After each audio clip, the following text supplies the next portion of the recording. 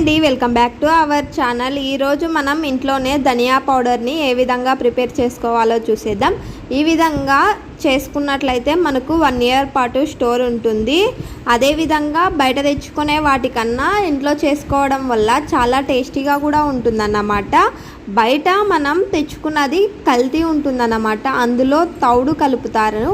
అందుకనేసి మనం ఈ విధంగా ఇంట్లోనే ప్రిపేర్ చేసుకుంటే చాలా టేస్టీగా ఉంటుంది. ముందుగా కొద్దిగా ధనియాలను తీసుకొని అందులో ఏమీ లేకోకుండా పుల్లలు రాళ్ళు ఏమన్నా ఉంటే వేరేసుకొని ఈ విధంగా ప్యాన్ పైన ధనియాలు వేసుకొని వేయించుకోవాలి. కొద్దిగా గోరువెచ్చగా అయిన తర్వాత అందులో కాస్త కరివేపాకు వేసుకొని బాగా వేయించుకోవాలి. చూపిస్తున్న విధంగా కలుపుతూ వేయించుకుంటూ ఉండాలి.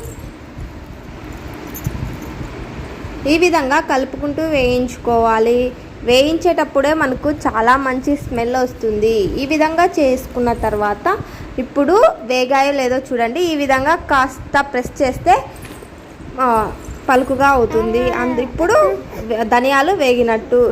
స్టవ్ ఆఫ్ చేసుకొని గోరువెచ్చగా అయ్యేంత వరకు అలాగే ఉంచాలి. ఇప్పుడు మనం మిక్సీ జార్లో వేసుకొని మిక్సీ పట్టుకోవాలి. చూడండి, ఫైన్ పౌడర్ లాగా మిక్సీ పట్టుకోవాలి. ఈ విధంగా మనం ధనియా పౌడర్ని ఇంట్లో తయారు చేసుకున్నట్లయితే 1 ఇయర్ పాటు స్టోర్ చేసుకోవచ్చు. అదేవిధంగా చాలా టేస్టీగా కూడా ఉంటుంది కర్రీస్. ఈ విధంగా మనం చేసుకోవాలి. బయట తెచ్చుకునే దాంట్లో కెమికల్స్ అదేవిధంగా తౌడు కలుపుతారు. అలా లేకోకుండా ఈ విధంగా ఇంట్లోనే చాలా ఈజీగా చేసుకోవచ్చు. ఇది కాస్త చల్లారిన తర్వాత ఎయిర్టైట్ కంటైనర్ బాక్స్లో ఉంచుకున్నట్లయితే ఇది మనకు 1 ఇయర్ పాటు స్టోర్ ఉంటుందన్నమాట.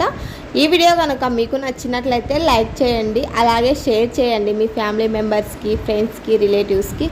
ఓకేనా? ఈ వీడియో కనుక మీకు నచ్చినట్లయితే like, share and subscribe. Thank you for watching. Bye.